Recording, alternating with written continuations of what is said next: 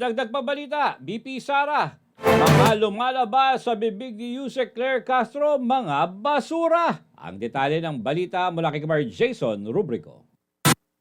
Hindi na napigilan pa ni Vice President Sara Duterte na muling banatan si Presidential Communications Office Undersecretary Claire Castro sa harap ng sunod-sunod nitong patutsada. Sa pinakabagong yugto ng bangayan, kinontra ni VP Sara ang pahayag ni Castro na tila wala na siyang magandang nasasabi tungkol sa administrasyon ni Pangulong Ferdinand Marcos Jr. Giit ng Vice Presidente, hindi siya ang nagpasimula ng iringan. Depensa niya, nagsasalita lamang siya bilang tugon sa mga naunang maaanghang na komentong ibinabato ni Castro. Mga pahayag na para sa kanya ay walang laman kundi puro basura. Ganun din naman sa kanya, ma'am eh. Sumasagot lang naman ako sa kanya. Hindi ako tao na kilala na unang nakikipag-away.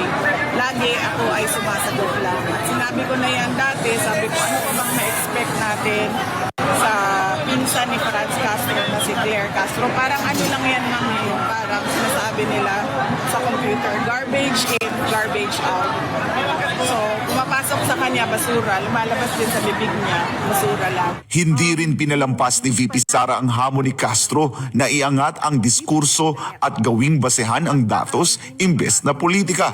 Pero giit ng pangalawang Pangulo, si Castro mismo ang unang gumamit ng politika at ng kapangyarihan ng Office of the President para umatake. Dapat sinasabi niya yan na sa sarili niya kasi siya yung unang-una na mumulitika gamit ang opisina ng Office of the President. Nakakahiya sa buong mundo na ganyan yung nagsasalita para sa opisina ng Pangulo.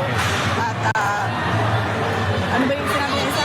Dagdag pa ni VP Sara, kaya't puro pag-atake umano ang ginagawa ni Castro laban sa mga hindi kaalyado ng Pangulo ay dahil wala itong maibalitang nagagawa ni Marcos Jr.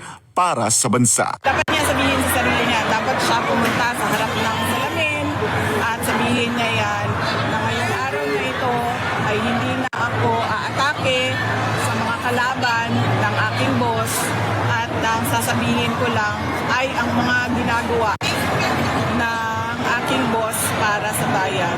Apparently, wala kasing ginagawa yung CBTM para sa ating bayan. Kaya wala din masabi yung tagapagsalita. So sabi ko nga, garbage in, garbage out. Okay. Para sa Diyos at sa Pilipinas kumahal, ako si Jason Rubrico, SM9 News.